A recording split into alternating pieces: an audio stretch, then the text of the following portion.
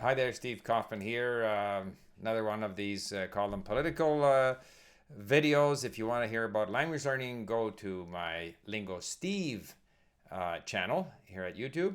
And we are going to produce transcripts. We're going to put them all into lingq.com, where, for those of you who are working on your English, you'll see the video, you'll have the audio you can download, and you'll have the text, and you can work with our link tools to develop your vocabulary using these texts if you're interested in them. There's nothing like learning languages from stuff that we're interested in.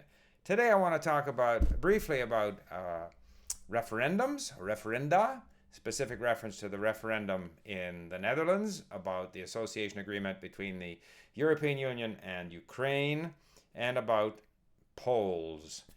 Today, of course, with a 32% turnout in the Netherlands, roughly 2 to 1 people voted against the association with Ukraine. The way the European Union is set up, if even one country is not in favor of the association, then there won't be an association agreement. So roughly 20% of the population of the Netherlands were effectively able to prevent the European Union from having an association agreement with Ukraine. I don't think that's very fair. Not to mention the fact that there were so many factors at play in this referendum.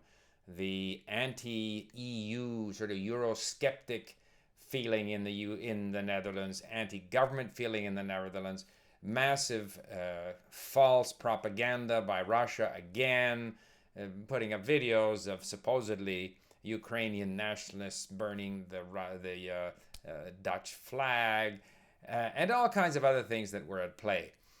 To me, if you're an elected government, you decide these things. If you want to go to polls, opinion polls, you can have those opinion polls as often as you want.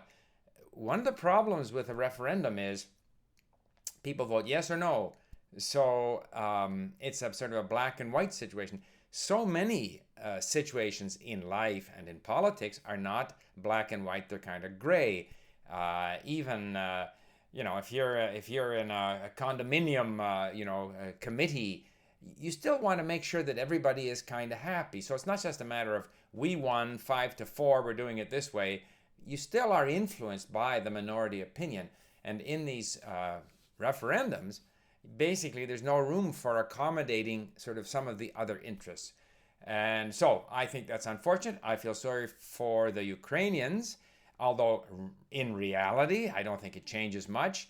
The task the Ukrainians have in front of them is to reform their country and make it a successful, modern country with full democracy, without this control that the oligarchs seem to have on certainly the resource sector there.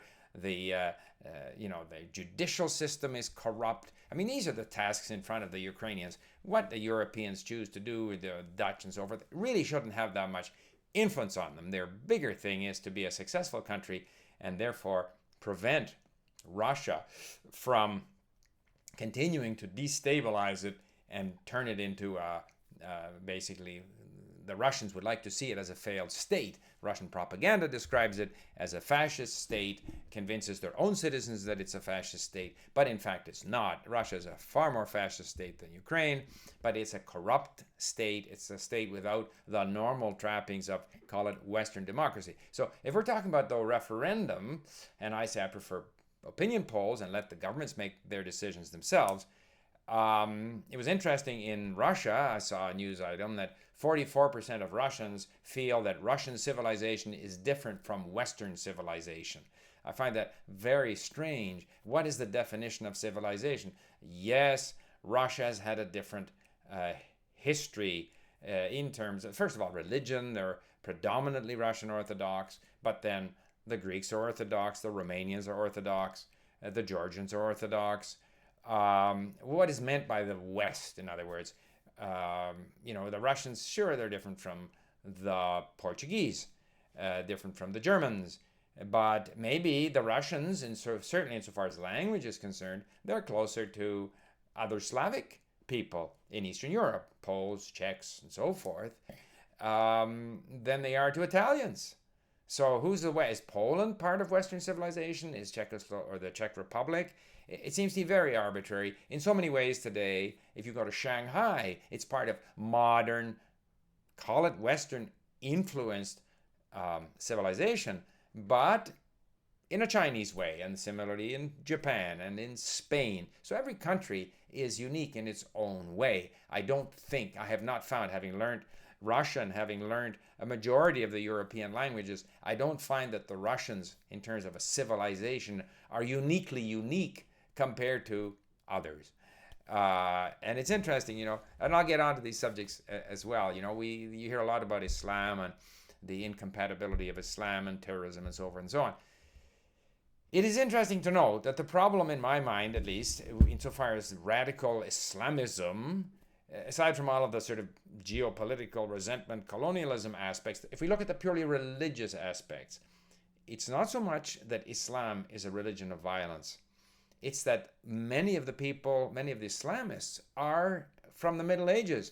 And I'm reading a very interesting book here, which is entitled Evening in the Palace of Reason, Bach meets Frederick the Great in the Age of Enlightenment. And when you read about Europe in the Middle Ages, in the time of Martin Luther, in the time of the wars, of the 30 Years' War, the beliefs that people had, their belief in religion, their belief in the afterlife, their willingness to kill people of different religions, that was the time. And so to some extent, when we talk about differences in civilization, these are moving targets. Things change. I think today, we have different religions, we have different languages, we have different political systems. To some extent, we're living in, many of us, in a modern civilization. Anyway, thanks for listening. Bye for now.